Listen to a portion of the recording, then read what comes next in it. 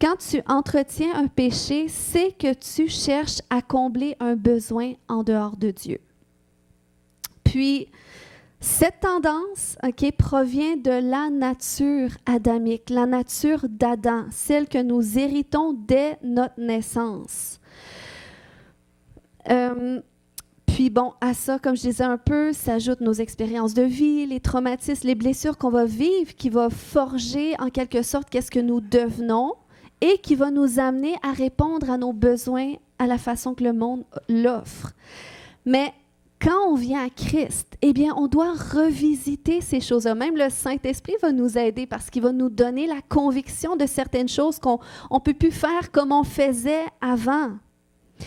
Et ça, c'est parce que cette nature de Dieu vient à l'intérieur de nous. Romains 8, 5 nous dit « En effet, ceux qui sont sous l'emprise de la chair s'accordent aux tendances de la chair. » Donc ça, c'était avant qu'on vienne à Jésus, avant qu'on naisse de nouveau. On s'accordait aux tendances de la chair. Mais il dit « Tandis que ceux qui sont sous l'emprise de l'esprit s'accordent aux tendances de l'esprit. Or, la chair tend à la mort, l'esprit, lui, tend à la vie et à la paix. » Donc, avant, on répondait aux besoins de notre âme par notre chair, à l'extérieur de nous. On recherchait à l'extérieur de nous la réponse à nos besoins intérieurs. Mais une fois que Jésus vient en nous par le Saint-Esprit, on doit apprendre à trouver la réponse à nos besoins à l'intérieur de nous, à partir de Dieu. Il doit être la source qui vient nous combler. Est-ce que c'est clair ce matin, jusqu'ici? Donc, on comprend qu'il y a comme un changement de réponse à faire. On doit faire ce changement-là à l'intérieur de nous. Et il y a un changement aussi de nature à adopter. OK? On a besoin de passer de la nature adamique, de la nature d'Adam à la nature christique, la nature de Christ. Et c'est ce qu'on va voir ce matin, comment ce changement de nature, c'est ce qui peut nous permettre justement de vivre pleinement libre du péché. Donc, on va commencer avec la nature adamique. OK? Donc, Adam. Et ça, c'est nous à l'intérieur. Ça, c'est avant. On est en Adam. OK? Puis, Adam a été le premier homme de la création, qui est provenu de la terre, qui a été créé à l'image de Dieu et en harmonie avec Dieu aussi. Par contre, après sa chute, sa nature est devenue corrompue et elle s'est répandue sur toute chair qui est née après lui. Donc, ça dit dans Romains 5, 12, « C'est pourquoi, comme par un seul homme, le péché est entré dans le monde, et par le péché, la mort, ainsi la mort s'est étendue sur tous les hommes. » Donc, cette nature charnelle qui est à l'extérieur de nous, on est dans cette nature. Donc, le péché, il faut comprendre que le péché et la mort s'est répandu sur nous de par les tentations où Adam est tombé. Et ce matin, on va retourner dans le jardin d'Éden pour revisiter qu'est-ce qui s'est passé puis comment Jésus est venu vaincre les tentations, les péchés, où est-ce que Adam est tombé. Et c'est ce message de bonne nouvelle que je partage aujourd'hui. Donc, retournons dans Genèse 3, à partir du verset 3, ça nous dit que le serpent était le plus rusé de tous les animaux des champs que l'Éternel Dieu avait fait. Il dit à la femme, « Dieu a-t-il réellement dit, vous ne mangerez pas de tous les arbres du jardin? » Donc là, il remet en doute. La femme répondit au serpent, « Nous mangeons du fruit des arbres du jardin.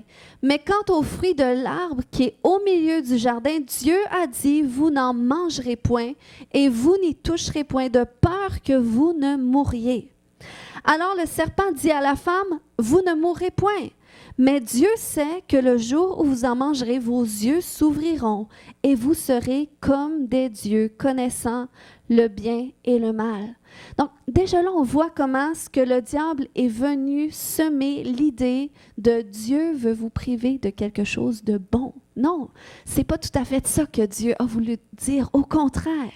Et là, il est venu déformer cette idée-là. Donc, ça a remis en question leur confiance en Dieu.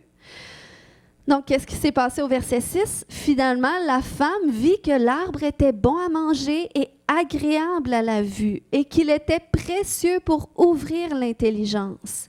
Elle prit de son fruit et en mangea. Elle en donna aussi à son mari qui était auprès d'elle et il en mangea. Les yeux de l'un et de l'autre s'ouvrirent et ils connurent qu'ils étaient nus. Avant ça, ils ne voyaient pas leur nudité. Et là, ayant cousu des feuilles de figuier, ils s'en firent des ceintures. Donc, ça a été à partir de ce moment-là qu'ils ont cherché à se couvrir, à se vêtir eux-mêmes, alors qu'auparavant, ils n'en avaient pas besoin. Ils étaient revêtus de la gloire de Dieu. Mais là, parce qu'ils ont péché, parce qu'ils ont désobéi à Dieu, parce qu'ils ont mangé de l'arbre du fruit interdit, la honte est venue s'attacher à eux. Et là, c'est là que l'homme même a commencé à chercher à répondre à ses besoins en dehors de Dieu. On va se coudre des ceintures, des habits nous-mêmes. Et c'est là qu'après, bon, Dieu est arrivé, sa voix s'est fait entendre et ils se sont cachés. Ils ont eu peur de Dieu pour la première fois, alors qu'auparavant, ils vivaient en communion. Mais cette séparation-là, à cause du péché, elle est venue s'établir entre Dieu et l'homme. Et dans ce passage-là que je viens lire, finalement, on voit 3 domaines de tentation où est-ce qu'ils sont tombés, que Jean va reprendre dans 1 Jean 2,16. Donc, il dit, « Car tout ce qui est dans le monde, la convoitise de la chair, la convoitise des yeux et l'orgueil de la vie. » Les 3 choses. Il dit, ça ne vient pas du Père, mais du monde. Donc, ces 3 choses-là sont venues s'attacher à la nature d'Adam. Si on retourne dans notre passage de Genèse 3, dans le fond, lorsqu'elle a vu que l'arbre était bon à manger. Donc ça, c'est la convoitise de la chair. C'est ce que ça l'a éveillé. Le désir d'assouvir ses appétits ou de satisfaire ses désirs en dehors de Dieu. Ensuite, elle a vu qu'il était agréable à la vue aussi. Donc ça nous parle de la convoitise des yeux, l'envie, le désir de posséder. Et aussi, elle a vu qu'il était précieux pour ouvrir l'intelligence. Donc ça nous parle de l'orgueil de la vie, le désir d'être comme Dieu, l'autosuffisance, la gloire personnelle ou la quête d'identité hors de Dieu. Donc c'est comme ça qu'on vit dans le monde. C'est comme ça que les gens du monde vivent et c'est ce qui est attaché à notre chair en Adam. Et il faut comprendre qu'ils sont tombés suite au mensonge de l'ennemi. Donc, tu remarqueras que lorsque tu entretiens un péché dans ta vie, c'est souvent connecté à un mensonge. Qu'est-ce que tu as cru? Quel mensonge est-ce que tu crois qui te pousse à entretenir ce péché-là ou d'avoir cette idole-là dans ta vie? Il y a un mensonge qui est là. Puis c'est pour ça qu'une façon de vaincre le péché, parfois, c'est d'être à cet endroit de demander à Dieu, est-ce qu'il y a un mensonge que je crois qui me pousse à faire telle chose? Et lorsque tu demandes au Saint-Esprit, c'est là qu'il peut le mettre en lumière. Puis qu'il va, si tu lui demandes après, OK, ben c'est quoi la vérité? Qu'est-ce que toi tu dis, Seigneur? C'est là qu'il peut te faire connaître la vérité et que là, tu peux, par la vérité, venir déraciner ce mensonge et implanter à l'intérieur de toi cette vérité qui peut s'enraciner jusqu'à croître et porter fruit. Donc, c'est important de questionner Dieu. La Bible va nous dire, vous connaîtrez la vérité et la vérité vous rendra libre. Donc, des fois, quelqu'un qui vit dans le péché et qui ne réussit pas à s'en sortir, c'est simplement parce qu'il est aveuglé par des mensonges qu'il a crus. Donc, tu as besoin que le Saint-Esprit, c'est son ministère de te conduire dans toute la vérité. Donc, tu lui demandes, est-ce qu'il y a un mensonge que je crois? C'est quelque chose que même je fais couramment parce que je suis alerte à mes pensées, parce que je dis comme David, sonde-moi, ô Dieu, connais mon cœur. Oh, Seigneur, est-ce qu'il y a un mensonge que je crois? Cette pensée-là revient. et c'est comme ça que je peux traiter au fur et à mesure. Maintenant, en ce qui concerne la nature christique ou la nature de Christ. Donc, Christ, c'est le premier homme qui provient du ciel, en qui réside à la fois la nature divine, il est 100% Dieu, mais aussi la nature humaine, parce qu'il a revêtu un corps, Jésus, parce qu'il avait une âme, parce qu'il avait des émotions, parce qu'il avait une volonté, parce qu'il était aussi soumis aux tentations. Mais la différence, c'est qu'il n'a pas tombé à cause de sa nature divine, qui l'a fait triompher sur la nature humaine. Donc ça, c'est notre Jésus. Puis, Dieu est venu en chair en la personne de Jésus pour vaincre ces tentations où est-ce que Adam est tombé. Et c'est là que vous allez voir que dans la Bible, il n'y a aucun hasard comment les choses ont été écrites, présentées. Donc, on le voit dans cette histoire du désert, OK, où est-ce que Jésus, après son baptême, il fut poussé au désert, conduit au désert par l'Esprit, où est-ce qu'il a été tenté. Voyez là où est-ce qu'il a été tenté. Dans Matthieu 4, à partir du verset 4, ça nous dit, du verset 1, « Alors Jésus fut amené par l'Esprit dans le désert pour être tenté par le diable. Après avoir jeûné 40 jours et 40 nuits, il eut faim. Le tentateur, s'étant approché, lui dit, « Si tu es le Fils de Dieu, ordonne que ces pierres deviennent des pains. » Jésus répondit, « Il est écrit, l'homme ne vivra pas de pain seulement, mais de toute parole qui sort de la bouche de Dieu. » Le diable le transporta dans la ville sainte, le plaça sur le haut du temple et lui dit, « Si tu es le Fils de Dieu, jette-toi en bas. » Car il est écrit, il donnera, vous voyez comment le diable même utilise la parole de Dieu. Il est écrit, il donnera des ordres à ses anges à ton sujet et ils te porteront sur les mains, de peur que ton pied ne heurte contre une pierre. Jésus lui dit, il est aussi écrit, tu ne tenteras point le Seigneur ton Dieu. Et finalement, le diable le transporta encore sur une montagne très élevée, lui montra tous les royaumes du monde et leur gloire. Et lui dit, je te donnerai toutes ces choses si tu te prosternes et tu m'adores. Mais Jésus lui dit, retire-toi, Satan, car il est écrit, tu adoreras le Seigneur, ton Dieu, et tu le serviras lui seul. Donc, après, le diable le laissa. Et les anges vinrent auprès de Jésus et le servaient. Donc, ces mêmes 3 domaines de tentation, ça s'apparente à qu'est-ce qui s'est produit dans le jardin. Lorsque eut faim, il a eu faim, il a vu les pierres, et là, le diable lui a dit, si tu es le Fils de Dieu, ordonne que ces pierres deviennent des pains. Donc ça, c'était comme lorsque Ève avait vu que le fruit était agréable à la vue. L'arbre était bon à manger, donc ça, c'était la convoitise de la chair. Donc, il a été tenté dans le désir d'assouvir ses besoins ou ses appétits en dehors de Dieu. Mais comment est-ce qu'il a vaincu? Par la parole. Il a déclaré la parole. Il a dit, l'homme ne vivra pas de pain seulement, mais de toute parole qui vient de la bouche de Dieu. Et ensuite, Satan lui a montré les royaumes, la gloire et toute la puissance qu'il pourrait avoir. Donc ça, c'était la convoitise des yeux. Mais encore une fois, Jésus a résisté et Jésus l'a vaincu. Ensuite, il a poussé à se jeter en haut du temple pour forcer Dieu à intervenir.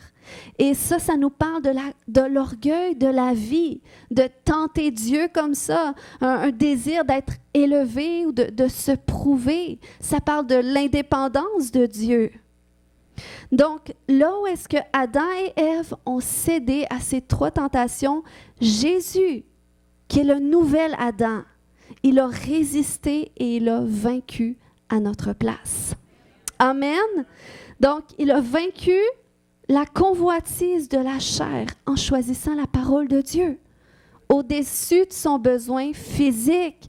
Donc, il a soumis son désir à la parole de Dieu.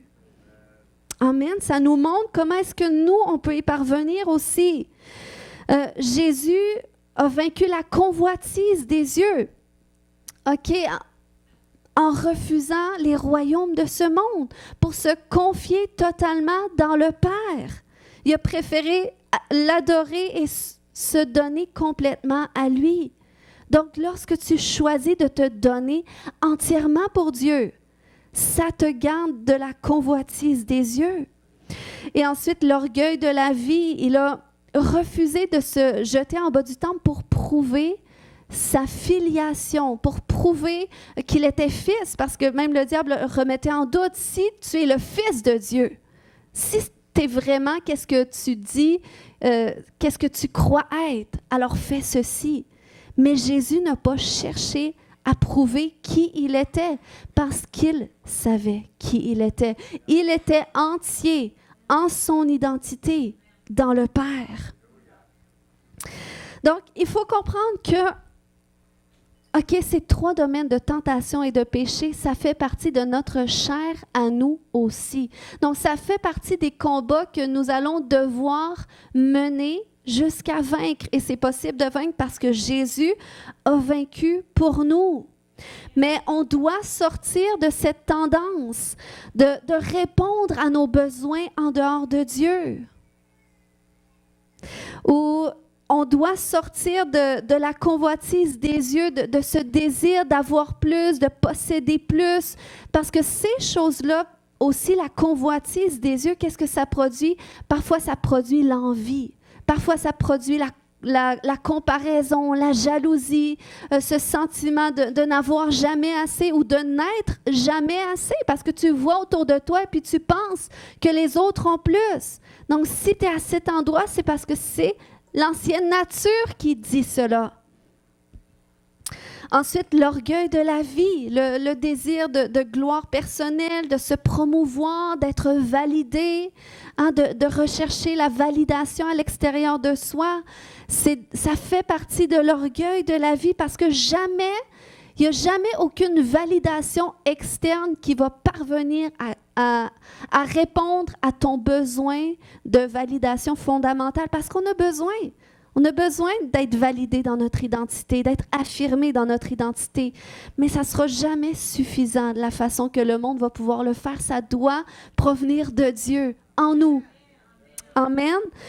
Donc, ces choses, la convoitise de la chair, la convoitise des yeux, l'orgueil de la vie, lorsqu'on les entretient dans notre vie, lorsqu'on est en bataille avec ces choses-là, puis qu'on tombe dans ces choses-là, ben ça nous fait la guerre à l'âme, OK? Ça nous divise de nous.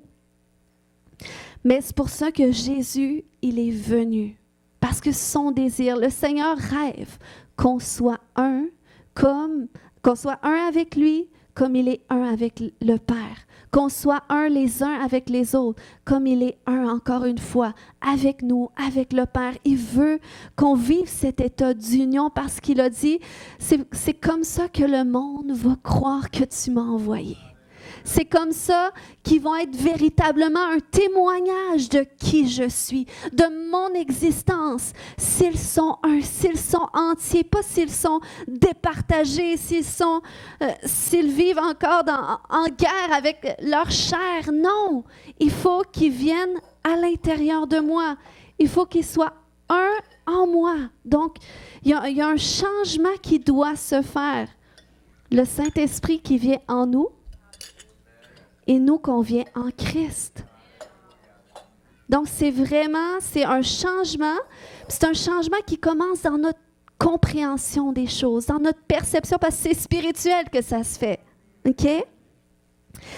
Mais comment est-ce qu'on peut vraiment y parvenir, passer de là, de Adam à Christ? Donc, c'est vraiment dans la compréhension, de cette signification de ta filiation avec le Père. Le mot filiation en anglais, c'est le mot sonship. Son, qui veut dire fils, sonship. Mais en français, c'est filiation. Puis c'est quoi la filiation? C'est le lien juridique qui unit un enfant à ses parents. Qu'il s'agisse de parents biologiques ou non. On a vu un exemple de filiation ce matin. Maman, fils. Et c'est comme ça qu'on veut le vivre ici. On veut être des mères et des pères pour les enfants qui rentrent. On veut les adopter, qu'ils soient de notre famille, de chair ou non. Parce que qu'est-ce qu'on regarde? C'est au sang. Puis c'est le sang de Christ qui nous a tous rachetés. Amen? Donc, on partage tous les mêmes liens de sang en Jésus. Donc, tu dois être établi dans ta filiation avec le Père pour vraiment rentrer dans cette nature-là et vivre selon cette nature-là. Tu dois saisir qu'est-ce que ça signifie, ta nouvelle naissance, le fait que tu es né de nouveau. Jean 3,3 nous dit... En vérité, je te le dis, Jésus, c'est lui qui parle, il dit, si un homme ne naît de nouveau, il ne peut voir le royaume de Dieu.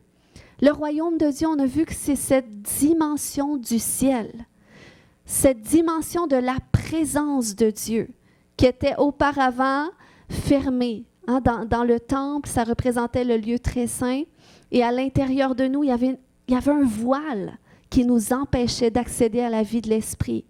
Mais une fois que tu donnes ta vie à Jésus, que tu te repens de tes péchés avec ton désir de t'en détourner puis de le conquérir, eh bien, tu vas vivre ce qu'on appelle la nouvelle naissance. Le Seigneur va voir ton cœur qui est sincère. L'Esprit de Dieu va venir à l'intérieur de toi. Puis, pour que tu comprennes vraiment, pour que tu vives ta nouvelle naissance, tu dois réaliser que pour qu'une renaissance soit possible, ça prend une mort, en quelque sorte, OK? Puis c'est ça que ça symbolise le baptême d'eau, finalement. Dans Romains 6,4, ça dit « Nous avons été ensevelis avec lui par le baptême en sa mort, afin que comme Christ est ressuscité des morts par la gloire du Père, donc on choisit de mourir à cette nature-là. Puis de la même façon que Christ est mort aussi dans la chair, il a été crucifié, mais il est ressuscité dans sa nature divine, eh bien nous aussi, nous marchions en nouveauté de vie. Donc c'est un choix que tu dois faire de mourir à ton ancienne nature pour naître selon la nouvelle nature. 1 Corinthiens 15, 22 nous dit « En effet, de même que tous les hommes meurent du fait de leur union avec Adam, tous seront ramenés à la vie du fait de leur union avec Christ. » Ensuite, qui dit nouvelle naissance, dit nouvelle forme. 1 Corinthiens 15, 49 nous dit « Comme nous avons porté l'image de l'homme formé de poussière, nous porterons aussi l'image de l'homme qui appartient au ciel. » Qui veut ressembler à Christ ici? Amen. Donc, puis il faut que tu comprennes aussi que tu renais pas seulement en Christ, mais tu renais comme fils aussi. Tu renais avec une nature divine à l'intérieur de toi qui va s'incarner, que tu vas incarner à l'extérieur de toi. Puis ça, on le voit dans Jean 1, 12 et 13, qui dit qu'à tous ceux qui l'ont reçu, en parlant de Jésus, qui est cette parole faite chair, à ceux qui croient en son nom, elle a donné le pouvoir de devenir enfants de Dieu, lesquels sont nés non du sang, ni de la volonté de la chair, ni de la volonté de l'homme, mais de Dieu. Donc, tu prends cette forme de fils et de fille de Dieu. Et qui dit nouvelle naissance, dit nouvelle identité aussi. Personnellement, j'ai longtemps su qui j'étais en Christ. Je pouvais m'identifier à Christ à cause de ce qu'il a accompli pour moi. Mais le jour où est-ce que j'ai su qui j'étais comme fille de Dieu, ça a changé beaucoup de choses à l'intérieur de moi. Ça a vraiment approfondi ma compréhension de mon union avec le Père. Le fait que je renais pas seulement en Christ, mais je renais comme fille avec une identité propre à moi. Amen. Puis, Pourquoi aussi j'ai longtemps lutté avec ça, avec ce sentiment d'être orpheline, de ne pas savoir qui je suis, d'un besoin d'affirmation, de validation, parce que j'ai pas eu de papa qui m'a dit qui j'étais, qui était présent pour me dire, toi ma fille, voilà je t'aime, voilà qu'est-ce que je pense de toi. Puis des fois, il y a des gens qui ont des papas qui sont là, mais que leur père va bâtir leur identité sur qu'est-ce qu'ils vont accomplir. Toi, tu vas avoir beaucoup d'argent. Toi, tu vas être un homme, tu vas faire tel métier. Puis, ils sont célébrés pour qu'est-ce qu'ils accomplissent, mais pas qui ils sont. Donc, d'une façon ou d'une autre, on a tous besoin de venir à cette révélation de Seigneur, qui est-ce que je suis pour toi? Qui est-ce que tu dis que je suis? Qu'est-ce que tu penses de moi? Qu'aimes-tu chez moi? Parce que c'est ce que le Père a fait avant même que Jésus ait été tenté au désert. Il l'a passé par les eaux du baptême et avant même qu'il accomplisse quoi que ce soit pour le Père, le Père a ouvert les cieux et il a dit « Voici mon Fils bien-aimé, en qui j'ai mis toute mon affection, en qui j'ai mis toute mon approbation, ma fierté. » Et c'est ce que le Père veut faire pour chacun d'entre nous. On a besoin de ça, parce que sinon on le cherche à l'extérieur de nous. On le cherche, mais on ne le trouve pas. Mais c'est en nous, c'est l'Esprit de Dieu qui rend témoignage à notre esprit que nous sommes enfants de Dieu, qui nous dit qui nous sommes selon le cœur de Dieu, qui nous témoigne de la fierté de Dieu à notre égard. Et on a besoin de ça. Et la bonne nouvelle, c'est que tu peux y revenir autant longtemps que tu es insécure, que tu ne sais pas, que tu te sens comme rien, que tu es insécure avec qui tu es. Seigneur, qu'est-ce que toi tu dis de moi? Seigneur, révèle-moi ton amour pour moi. On a besoin de ça. Et ça vient nous établir dans notre identité, dans qui nous sommes, pour que de la même façon que Jésus devant le tentateur, il n'a pas été ébranlé. Eh bien, si nous, on est fermement établis dans qui nous sommes devant le tentateur, on ne sera pas ébranlé parce que nous savons d'où nous provenons et où nous allons. Amen. Donc, on doit vraiment saisir cette vérité que Dieu nous aime autant qu'il aime Jésus. Moi, avant, je savais que Dieu m'aimait en Christ. Je savais qu'il m'aimait inconditionnellement. Mais quand j'ai découvert qu'il y avait un amour propre pour moi, il m'aime moi. Et comment je sais qu'il m'aime? C'est qu'il a envoyé son Fils mourir pour mes péchés alors que je n'avais même pas encore décidé de l'accepter dans ma vie. Mais c'est comme ça qu'il prouve son amour pour nous. Puis, comment est-ce qu'on le sait qu'il nous aime autant qu'il aime Jésus? OK? On le voit dans Jean 17, 22, 23. Il dit, « Je leur ai donné la gloire que tu m'as donnée. » Jésus nous a donné la gloire que le Père lui a donnée. Pourquoi? Afin qu'ils soient un, comme nous sommes un. Moi en eux et toi en moi, afin qu'ils soient parfaitement un, et que le monde connaisse que tu m'as envoyé et que tu les as aimés comme tu m'as aimé. Est-ce qu'on peut se sentir un peu chouchouté en ce moment-là? Le Seigneur nous aime comme il aime Jésus. Dieu t'aime. Peux-tu le dire à ton voisin? Dieu t'aime comme il aime Jésus.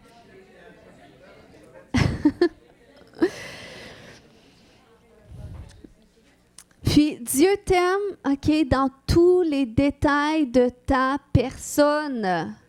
Il aime chaque facette de toi. Puis il veut montrer au monde la fierté qu'il éprouve pour toi. Il ne veut pas te cacher dans une petite boîte. Il ne veut pas te cacher en dessous de la table. Mais il veut que le monde voit sa gloire sur ta vie. Donc, il veut que tu apparaisses, pas que tu disparaisses derrière les rideaux puis tu restes caché. Parce que si on veut que le monde voit la gloire de Christ, il va falloir qu'on se présente aussi, hein? Mais c'est le Seigneur, il veut passer par nous, puis il est fier de ça. Il nous fait assez confiance pour qu'on puisse porter sa gloire. Amen, c'est vraiment par sa grâce. Donc, c'est pour ça qu'il dit, comme je disais, dans la mesure qu'on retrouve cet état d'union avec lui, c'est dans cette mesure-là qu'on devient un témoignage encore plus grand de lui au monde. Amen. Donc, on a besoin de cette révélation, de son amour pour nous, son amour propre envers chacun d'entre nous. Ensuite, qui dit nouvelle naissance, dit nouvel héritage. Romains 8, 17 nous dit « Or, si nous sommes enfants, nous sommes aussi héritiers. Héritiers de Dieu et co-héritiers du Christ, s'il est vrai que nous souffrons avec lui pour être aussi glorifiés avec lui. » Donc ça, c'est la dimension, OK, de cet héritage, OK? On n'a pas besoin de vivre dans la convoitise des yeux quand tu réalises quel héritage que tu as, quel accès à laquelle Dieu t'a donné, cet accès au ciel. On ne rentre pas dans tout cet héritage ce matin que le Seigneur nous donne en lui, mais c'est vraiment un point très important. Donc, en conclusion, on doit travailler à vaincre ces 3 domaines de péché, la convoitise de la chair, la convoitise des yeux, puis l'orgueil de la vie aussi. Amen. Puis une des façons de vaincre la convoitise de la chair, c'est en confrontant les mensonges et en les mettant en face de la vérité. Parce que rappelez-vous, c'est avec la parole de Dieu que Jésus a mis frein à ces convoitises-là de changer les pierres en pain. Parce que la parole de Dieu, c'est notre vérité. On doit soumettre notre vie à qu'est-ce que la parole de Dieu dit. Amen. Et ça nous libère. Hébreux 4.12 nous dit que la parole de Dieu, elle est pleine de vie et de puissance. Elle reste toujours en vigueur. Elle est plus incisive qu'aucune épée à double tranchant. Elle pénètre jusqu'aux profondeurs de l'être, articulation et moelle de notre vie intérieure, jusqu'à la ligne de séparation entre la vie de l'âme et celle de l'esprit. Elle discerne et révèle les sentiments et les penchants du cœur. Elle juge les pensées, les intentions les plus secrètes. Ça, c'est la parole révélée de Dieu, puis la parole que Dieu parle à ton cœur. C'est ce qu'elle va faire à l'intérieur de toi. J'ai prié pour une dame cette semaine, puis elle vivait vraiment des gros combats depuis plusieurs années, puis elle disait, je fais toujours les mêmes prières à Dieu. Elle dit, je suis découragée, ça fait peut-être 10 ans que je prie la même chose. Elle dit, même on était dans un groupe de prière, puis on a dit, faites votre liste de prières. Elle dit, ça ne me tente même plus, parce que je la fais tout le temps, la même liste, il n'y a rien qui se produit. Puis elle était vraiment découragée. Puis, je me suis mis à prier pour elle. Puis, avant de prier, j'ai dit, écoute, on va demander à Dieu avant, s'il y a une barrière entre toi et lui qui l'empêche d'agir dans ta vie. Puis, comme de fait, elle pouvait voir dans son esprit que oui, elle voit Dieu qui est loin d'elle. Elle voit que Dieu lui ouvre les bras, mais elle se retient puis elle ne veut pas y aller. Fait que là, j'ai dit, on va demander au Saint-Esprit s'il y a un mensonge que tu crois. Et là, elle a demandé. Puis, ces exercices-là, j'aime les faire avec les gens parce qu'après ça, ils peuvent les refaire tout seuls. Moi, je ne peux pas prier pour chaque chose que chaque personne vit. Mais quand tu vois de quelle façon est-ce que tu peux t'adresser à Dieu pour qu'il se passe quelque chose, eh bien, tu peux le reproduire après. Et elle a demandé, puis elle portait ce mensonge-là qu'elle doit se débrouiller seule, que Dieu n'a pas le temps pour elle, elle doit se débrouiller seule. Et là, je ne sentais pas qu'on devait demander la vérité. J'ai senti que c'était connecté à une blessure. Et comme de fait, c'était connecté à son enfance, comme de quoi qu'elle a appris depuis toute jeune à se débrouiller toute seule. Elle a vécu de l'abandon de ses parents, tout ça. Donc, elle avait vraiment enregistré dans son âme, même par rapport à Dieu, ça se reflétait vers Dieu comme de quoi que on n'a pas le temps pour elle, elle doit se débrouiller seule. Puis, elle était jalouse des autres parce qu'elle disait, il me semble que Dieu écoute plus mes frères et mes sœurs, Dieu entend plus leurs prières. Mais vous voyez, c'était le mensonge. Donc, c'est là qu'on est venu travailler sur cette blessure. Le Seigneur a pu guérir. Puis là, on a demandé, c'est quoi la vérité maintenant qui veut que tu crois? Et là, c'est là qu'elle a reçu cette vérité que Dieu est là pour elle, que Dieu se préoccupe d'elle et tout ça. Puis, ça a permis vraiment de vivre cette connexion, cette reconnexion avec Dieu. Des fois, on se dit, mais pourquoi je ne reçois pas? Pourquoi je ne suis pas transformée? C'est quoi les mensonges? C'est quoi ces barrières-là qui sont là? Qui t'empêchent d'être pleinement réconcilié, uni à Dieu. Amen. Donc, je vous encourage de le faire aussi. Ensuite, on doit vaincre la convoitise des yeux. OK? Donc, je parlais ce matin de la vérité. Okay? La vérité nous aide à vaincre la convoitise, la chair, la vérité de la parole de Dieu. Ensuite, la convoitise des yeux, c'est au travers le contentement. Quand tu réalises que tu as accès à tout ce que Jésus a accès. C'est pour ça qu'il a dit, ramassez-vous un trésor dans le ciel. Cherchez premièrement le royaume des cieux. Et tout le reste que vous avez besoin, ça va vous être donné par-dessus. Donc, on doit trouver le contentement dans le Père, réaliser qu'on a accès à tout, puis on a tout pleinement en lui et c'est supposé nous satisfaire. Donc, troisièmement, l'orgueil de la vie. Donc, ça, il faut en venir à cet endroit de confronter et de traiter tout ce qui affecte notre ego. Proverbe 16-18 nous dit que l'orgueil précède la chute. Et Proverbe 18-12, avant la ruine, le cœur de l'homme s'élève, mais l'humilité précède la gloire. Puis, il y a beaucoup de comportements. Tu sais, on parle de péché, mais les péchés, c'est large. Des fois, c'est des comportements toxiques que tu entretiens. C'est un péché. C'est un péché, pourquoi? Parce que ça te détruit toi, ça détruit les autres aussi. Puis, il y a beaucoup de ces comportements-là qui ont une racine d'orgueil. Donc, on a besoin de traiter ça. D'où est-ce que ça vient? Puis souvent, l'orgueil, c'est un problème au niveau de l'identité. Qu'est-ce qui est brisé dans ton identité qui a besoin d'être reconstruit? Quel mensonge, encore une fois, que tu crois par rapport à toi, qui ont besoin d'être changés par la vérité? Puis, comme je disais, le contraire de l'orgueil, bon, c'est l'humilité, oui. Mais parfois même, tu peux marcher dans une fausse humilité. Puis, ça peut avoir de l'air d'être de l'humilité, mais finalement, c'est de l'orgueil. Quand j'ai découvert ça, personnellement, ça m'a vraiment saisi, mais ça a été une porte d'entrée pour moi pour être libre de certaines choses. Mais j'en ai parlé quelques fois que longtemps, j'ai lutté avec la... C'est comme si j'avais l'impression que je n'avais pas ce qu'il fallait pour répondre à l'appel de Dieu pour ma vie. Puis, j'étais comme tout le temps, mais Seigneur, tu vois que je n'ai pas ce qu'il faut. Quand je voyais d'autres autour de moi, Seigneur, ils l'ont beaucoup plus naturellement pour s'exprimer. Tu sais que moi, j'aime pas attirer les regards, j'aime pas parler devant, puis tout ça. Puis j'avais tout le temps des raisons comme ça vers Dieu. Puis c'est comme je luttais avec Dieu par rapport à ça. Puis j'avais tendance à me mettre derrière aussi, à pas chercher non plus à prendre la place que je devrais prendre. Parce que j'avais ces pensées-là qui me disaient que j'avais pas ce qu'il fallait. Puis le pire, c'est que je pensais que c'était de l'humilité.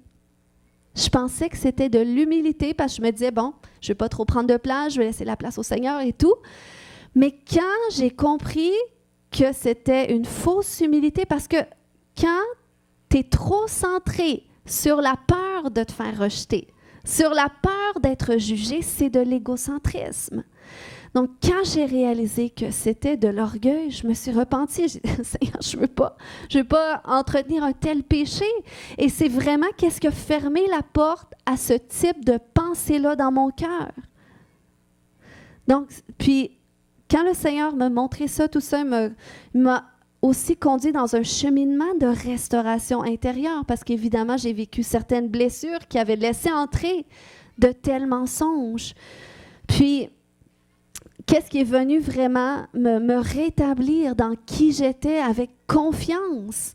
Eh bien, c'est vraiment quand le Seigneur est venu restaurer ma dignité en tant que personne. Et la dignité, on peut appeler ça peut-être dans le monde séculier l'estime de soi ou la confiance en soi, qui n'est pas vraiment parlé dans la Bible, mais on va parler de dignité parce que c'est quelque chose que le Seigneur restaure. Parce que Jésus avait une dignité pour ne pas avoir peur comme ça, d'être lui-même, de confronter les religieux, de parler avec autorité, même s'il savait qu'il allait avoir des gens qui allaient être mécontents, pour ne pas avoir peur comme ça, d'être qui il est et de partager le message qu'il devait partager. Quand le Seigneur est venu restaurer ça, ça l'a tellement changé de choses, parce que j'avais pris conscience que ce manque de dignité-là, eh bien, ça me rendait vulnérable à la convoitise des yeux, convoitise de la chair, l'orgueil de la vie, parce que je cherchais à l'extérieur finalement l'affirmation que j'avais besoin de trouver à l'intérieur, parce que comment j'étais avec les mensonges que j'avais, je savais que c'était pas vraiment moi, mais je réussissais pas à vivre autrement. Mais quand tu comprends qui tu es pour le Père, qu'est-ce qu'il pense de toi, que c'est lui qui te choisit, c'est lui qui t'établit, puis qui est fier de toi. Amen. Puis le Seigneur, il veut te restaurer dans ton identité, mais il veut te restaurer aussi, il veut restaurer cet héritage-là à laquelle tu as accès. Tu as un message à propager de la part de Dieu. Le Seigneur t'équipe de des dons pour que tu puisses marcher dans ton appel divin. Donc, tout est interrelié lorsque tu choisis pleinement de marcher selon Christ, de marcher selon cette nature de Christ en tant qu'enfant de Dieu.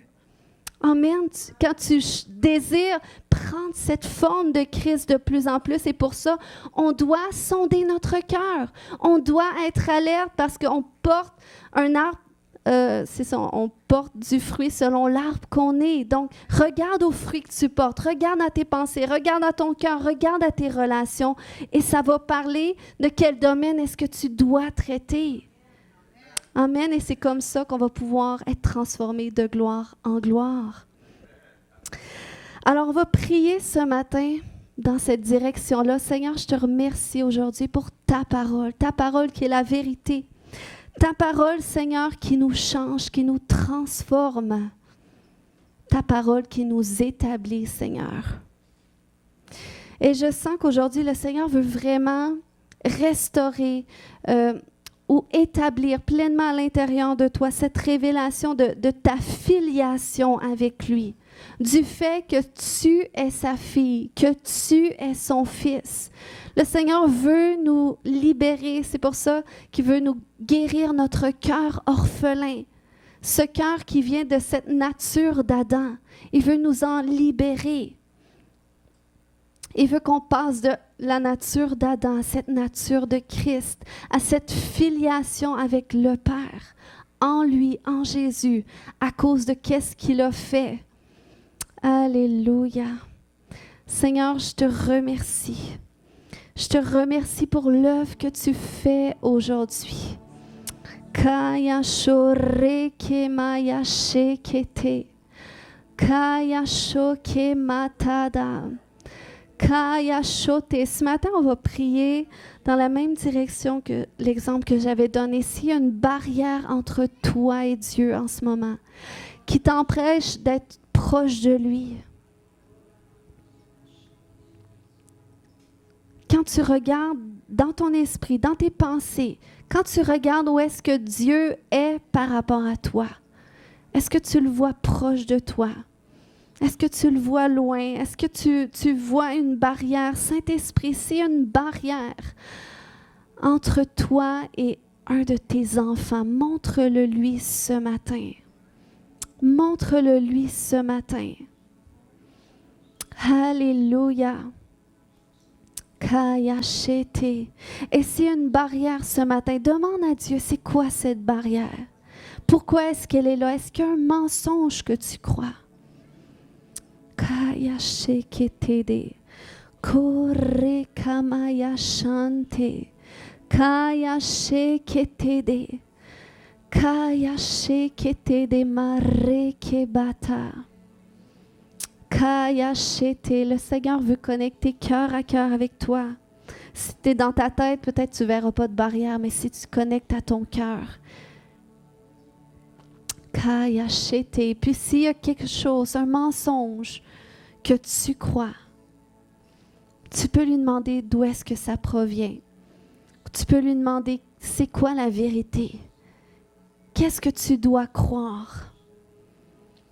Kayacheketede. Kayashete. Saint-Esprit, merci que tu révèles ce que tu penses à tes enfants. Tu révèles la vérité. Tu mets en lumière qu'est-ce qui est ténèbres, qu'est-ce qui est caché. L'ennemi perd du pouvoir lorsqu'il est exposé. C'est là qu'il perd son pouvoir. Kayashekete de mare batayashete. Kayante mareke. C'est important quand tu réalises un mensonge que tu crois puis que tu reçois la révélation de la vérité. C'est important que tu confesses, je renonce à ce mensonge et je choisis de croire cette vérité. Tu dis c'est quoi? Parce que notre puissance, elle est au travers les paroles de notre bouche. C'est comme ça qu'on crée. Alléluia. Kore kamaya shete. Kaya shete. Kayashete, tu es digne de t'approcher du Père parce que Jésus a payé le prix pour toi. Il a payé le prix pour rétablir cet accès. Et il a désiré pas seulement habiter avec toi, mais en toi, à l'intérieur de toi, pour te libérer de toute servitude, pour que tu deviennes son fils, sa fille adoptée. Alléluia, au même titre que Jésus est pleinement son fils. Kaya shokoto mareke bata. Kaya sheke mata. Peut-être tu es là ce matin, tu dis, ben moi, je n'ai pas vraiment de barrière. Mais ma prière ce matin, c'est que tu demandes à Dieu, qu'est-ce que cette révélation de ta filiation avec lui, qu'est-ce qu'il aimerait te révéler de plus profond par rapport à ça? Qu'est-ce qu'il aimerait faire de plus dans ta vie? Produire de plus dans ta vie? Parce que je sens ce matin qu'il y en a, il y a des bénédictions qui sont bloquées au-dessus de votre vie parce que justement, tu as besoin d'aller en profondeur dans cette révélation de qui tu es en lui et de ce à quoi tu as accès en lui et par lui. Alléluia. Oh Seigneur, montre-nous ce matin, montre à chacun ce que cette révélation de qu'ils sont ton fils et ta fille, qu'est-ce que ça devrait produire dans leur vie, Seigneur. Parce que oui, le Seigneur, il a plus pour toi. Il a plus pour toi. Il veut te donner une confiance, une assurance, une autorité pour aller chercher les choses qui ne sont pas comme si elles étaient. Alléluia. Kaya shoke mata dareke. Ce matin, je prie, alléluia, que tout ce qui était bloqué dans ta vie, que tout ce qui était bloqué parce que tu n'avais pas encore pris conscience que tu y avais accès, tu n'avais pas pris conscience de cette nouvelle façon que tu pouvais y accéder, que tu pouvais aller chercher dans le ciel, qu'est-ce que tu veux apporter sur la terre. Je prie que ces choses qui étaient bloquées ce matin soient libérées sur ta vie. Au nom de Jésus, je décrète qu'il n'y a plus de limitation. Qu'il n'y a plus de limitation. Tu vas marcher dans la plénitude de qui tu es, comme fille, comme fils. Alléluia, tu vas marcher, tu vas saisir la plénitude de ton autoritage, de ton héritage. Alléluia. Et non seulement pour toi, mais pour ta famille aussi. Pour ta famille aussi. Il a dit, crois au Seigneur Jésus et tu seras sauvé, toi et ta famille. Cette promesse du Saint-Esprit, elle est pour toi et pour ta famille. Alléluia. Koyachote. Oh, on déclare ce matin une restauration des héritages bloqués, des héritages limités. Korekamayashote. Koyata. Est-ce qu'il y a des gens ce matin qui osent avoir des demandes extravagantes pour le Seigneur? Korekemayashote. Oh, alléluia. Va chercher, va chercher, va chercher. Qu'est-ce que tu veux voir se produire? Tu es son porte-parole. Tu es son porte-parole. Korekemaya shokete. Koyashote mareke. Koyashote. Oh oui, Seigneur, on s'aligne avec ce plus que tu as pour nous. On s'aligne avec ce plus que tu as pour nous. Kayashote. Koyashote. Je sens que le Seigneur, il montre beaucoup de choses, même dans des rêves. Il vous parle dans des rêves, mais vous ne prenez pas action sur qu'est-ce que le Seigneur vous montre. Oh Seigneur, oui Papa, tu nous appelles à nous positionner. Tu nous appelles à prendre possession de notre héritage, à prendre possession des lieux et des territoires, Seigneur. Tu dis, Père, que lorsque tu nous positionnes quelque part, ce lieu, tu nous le donnes, Seigneur Dieu. Tu nous le donnes, Seigneur. Alléluia. Alléluia, Koyashote. Oh, est-ce que ce matin, tu es prêt pour qu'une nouvelle dimension de la gloire de Dieu? Jésus, c'est lui-même qui l'a dit. Je leur ai donné la gloire que tu m'as donnée. Est-ce que tu es prêt pour qu'une nouvelle dimension de sa gloire ce matin se déverse sur ta vie? Kayashoketede, Koyashoke마rebata, Koyashokemata, Rokobatayashete. Je veux entendre une église qui prie aujourd'hui. Prie en langue. Si tu pries en langue, va chercher dans l'esprit. Va chercher dans l'esprit. Il a dit, je vous ai béni de toutes sortes de bénédictions spirituelles dans les lieux célestes. Korekemayashote. Koyantore kemayashote matada. Koyashoke matata yashote. Kayashote mata. Prenons autorité contre le dévoreur aujourd'hui. Prenons autorité contre le dévoreur, celui qui a cherché à vous empêcher d'entrer dans votre appel divin, d'entrer dans les plans glorieux que Dieu a pour votre vie. Kayashoke mata rebete. Est-ce que tu peux réaliser que tu es en Jésus et qu'il est en toi? Kayashoke mata rebata. Koyashote mata. Koyashote mayante. Koyashoba baba baba yashote. Koyantore makata. Koyashoke mata. Koyashoke mata. Koyashokoma rebata. Roma yashote. Korababa yashote. Oh Seigneur, je prie pour un shift. Je prie pour un shift dans les esprits, oui Seigneur. Oh, Kayashoke mata. Kayashoke mata. Koyashoke mata. Koyashoke mata. Oh, est-ce que tu peux déclarer que c'est terminé? Que c'est terminé de marcher selon cette vieille nature. Que c'est terminé de marcher en limitation. Alléluia. Tu es pensé, oh, cette nature, elle a été ensevelie avec Christ en sa mort. Est-ce que tu peux te lever en nouveauté de vie? Le Seigneur a un héritage pour toi. Le Seigneur veut toucher les gens autour de toi.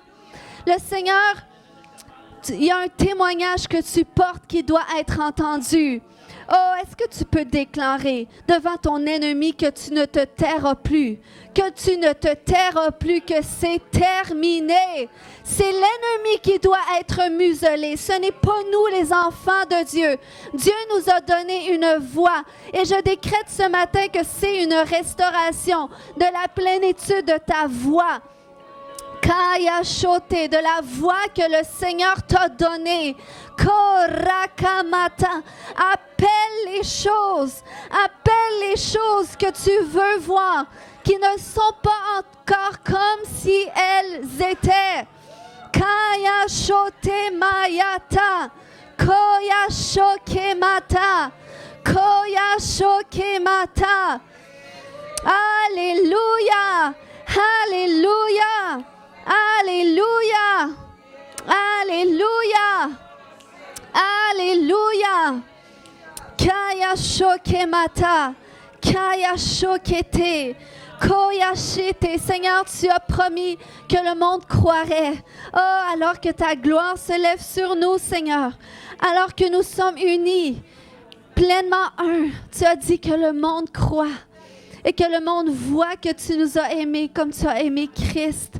Seigneur, que le monde voit autour de nous, que nos familles qui ne sont pas encore sauvées voient. Même que ceux, Seigneur, qui sont refroidis voient aussi et captent que c'est pour eux aussi, que la promesse, elle est pour eux. Oh Seigneur, alléluia, alléluia. Oh, ce matin, je déclare qu'il y a une soif plus profonde.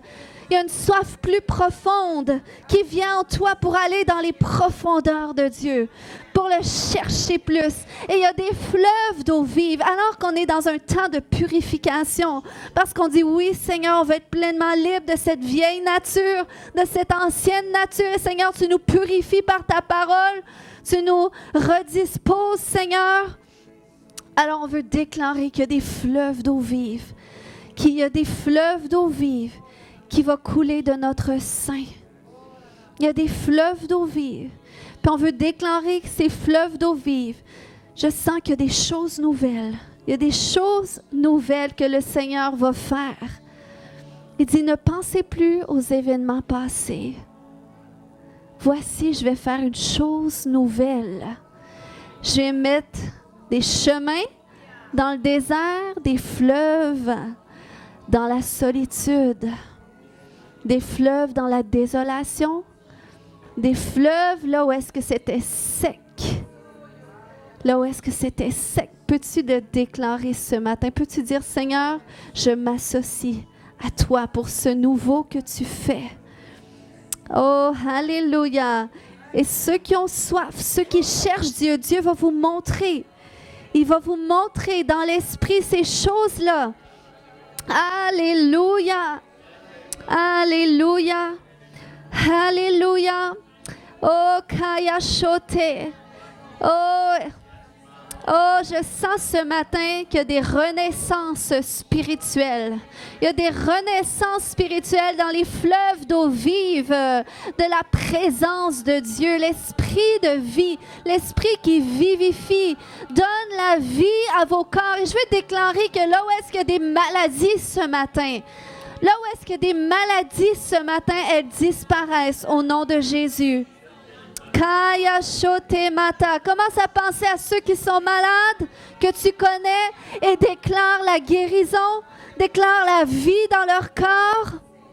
On déclare la vie ce matin. On déclare la guérison au complet. Au nom de Jésus, Koyanto Remata Yashete.